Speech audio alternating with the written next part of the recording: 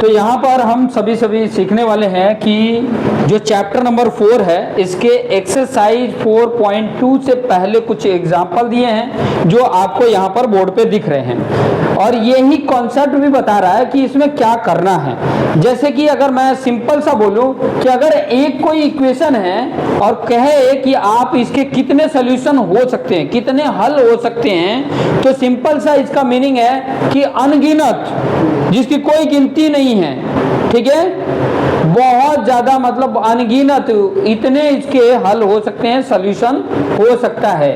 अब यहाँ पर थोड़ा सा ध्यान देंगे कि इस क्वेश्चन में बोला है कि फाइंड 4 डिफरेंट सॉल्यूशन, मतलब 4 इसके अलग अलग सॉल्यूशन बताने हैं ये वाले इक्वेशन के लिए। तो देखो सिंपल सा सॉल्यूशन आप बता सकते हो। इसको क्या है ना, देखो जब सॉल्यूशन बताओगे तो आपने क्या कर देना, इस इक्वेशन को थोड़ा सिंप्लीफाई करना। x + 2y = 6 है। अभी यहाँ x है, 2y को इस तरफ करोगे तो ये 6 तो था ही, ये +2y जब इस तरफ आएगा तो -2y हो जाएगा, ठीक है।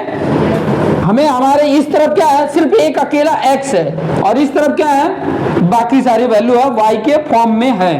अब इसमें कितने सॉल्यूशन बताने हैं, 4 सॉल्यूशन बताने हैं। कितने, 4।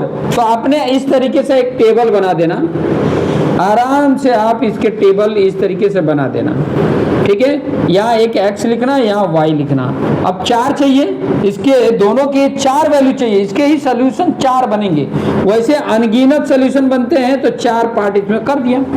अब देखो x की वैल्यू और y के वैल्यू के ऊपर डिपेंड है। किसके ऊपर, y की वैल्यू जो भी मैं रखूंगा तो उसके बेस पर x की वैल्यू आएगा। क्लियर, समझ में आ रहा है।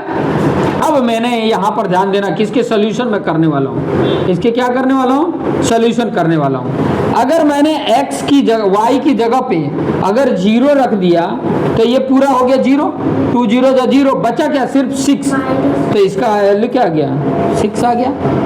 अगर मैंने y की जगह पे 1 रखा तो 2 1 जा 2, मतलब 6 - 2 हुआ, और 6 - 2 कितना होगा, 4 होगा। अगर मैंने यहाँ पे 2 रख दिया, इसकी जगह 2 रखा तो 2 2 जा 4 हुआ, 6 - 4 कितना होगा, 2 होगा, ठीक है।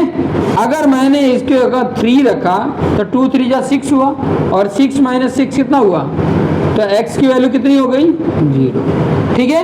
कितने सॉल्यूशन हो गए, एक ये सॉल्यूशन, एक ये, एक ये, एक ये, कितने हो गए, 4 सॉल्यूशन हो गए। तो ऐसे ही इसके सॉल्यूशन फाइंड आउट कर देने हैं, ठीक है। कैसे करते, जैसे देखो मैंने यहाँ y = पहले y = 0 रखा, तो यहाँ x = 6 - 2 × 0, तो यहाँ पे 6 - 0 हुआ, आ गया कि 6, तो x की वैल्यू 6 आ गया।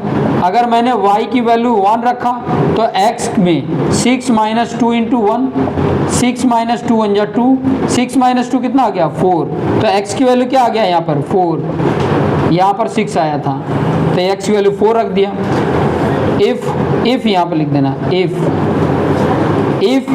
y = 2 पुट किया तो x = क्या है, 6 - 2 × 2 हो गया, तो यहाँ 6 - 2 2 जा 4, और 6 - 4 कितना हो गया, 2 आ गया, तो x की वैल्यू यहाँ पर 2 आ गया। उसी तरीके से नेक्स्ट, इफ y = 3 किया तो यहाँ पर क्या है, 6 - 2 × 3 किया, y की जगह पुट कर दिया 3, तो यहाँ पर क्या हो गया, यहाँ पे क्या हो गया, 6 - 2 3 जा 6, कितना आ गया, 0, x की वैल्यू 0 आ गया। तो एक बार x की वैल्यू 6 है, एक बार y की वैल्यू, जब वैसे y की वैल्यू पुट कर रहे हैं तो उसी के अकॉर्डिंग हमारा आंसर आते जा रहा है, ठीक है। अभी यहाँ पर नेक्स्ट क्वेश्चन जो है, नेक्स्ट क्वेश्चन क्या है, एग्जाम्पल 4 में क्या बोला है, find 2 solution for each of the following equation, मतलब 2 सॉल्यूशन इसमें हर एक का बताना है।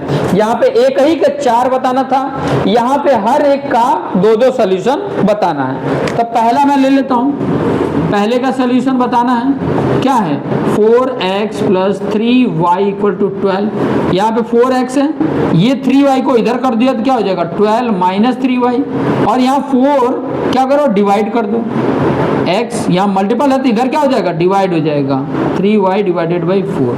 अब इसके हमने दो सोल्यूशन बताने हैं, तो एक x है या y है, दो ही बताने हैं, ठीक है। अब ध्यान देना ना कि यहाँ पर ये वैल्यू रखना कि ये इससे डिविजिबल हो जाए, नहीं तो डेसिमल में आंसर आ जाएगा, ठीक है। अगर मान लो कि मैंने 0 रख दिया, y की वैल्यू क्या रख दिया, 0। सोचो if y equal to 0 then x equal to क्या होगा, 12 माइनस 3 और y की जगह पे 0 पुट किया डिवाइडेड बाई 4। यहाँ 12 और ये 0 हो गया डिवाइडेड बाई 4। देखो 0 हो जाएगा तो 12 माइनस 0 12 ही होगा, और 12 डिवाइडेड बाई 4 कितना आ गया, 3। 4 के टेबल में कितनी बार 12 आएगा, 3 आ गया, तो x की वैल्यू यहाँ पर 3 आ गया, 3 लिख दिया।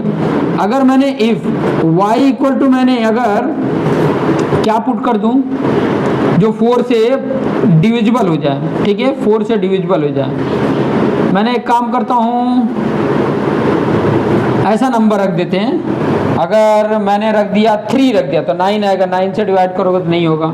अगर मान लो कि मैंने 3 2 6 तो 6 आ जाएगा। अगर मैंने 3 -3 करेंगे, -2 करेंगे तो माइनस कोई भी वैल्यू रख दो, अभी फिलहाल डेसिमल आ रहा तो डेसिमल रख देना।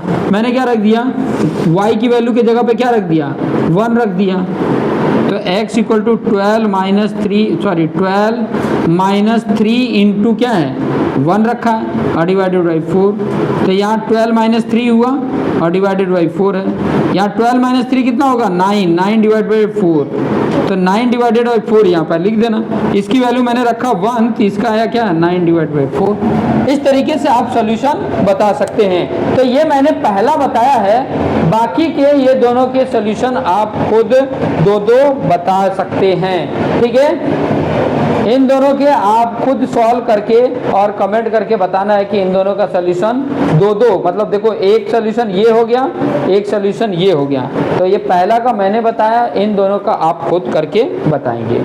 धन्यवाद।